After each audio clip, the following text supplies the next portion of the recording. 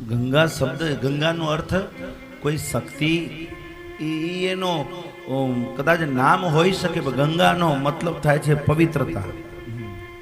ગંગા શબ્દ જ્યાં જ્યાં લાગી જાય માં, ત્યાં પછી બધું પવિત્ર થઈ. તમે જોજો કે કોઈ સ્ત્રી છે, એ એનો પતિ હયાત હોય ત્યાં અખંડ સૌભાગ્યવતી લાગે, પણ જ્યારે એનો પતિ ગુજરી જાય માં, વિધવા થઈ જાય, એટલે એની આગળ ગંગા શબ્દ લાગી જાય. ગંગા સ્વરૂપ પતિ બેઠો હોય ત્યાં સુધી, એનો ચૂડલો અમર હોય ત્યાં સુધી આ શબ્દ એને મળતો નથી.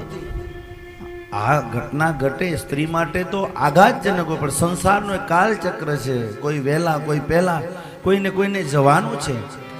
પણ જ્યારે કોઈ સ્ત્રી વિધવા થાય માં, એની આગળ કોઈ શબ્દ મૂકવામાં આવે ને, તો એ ગંગા શબ્દ છે. એટલે સ્ત્રી વધુ પવિત્ર બની જાય છે, વધુ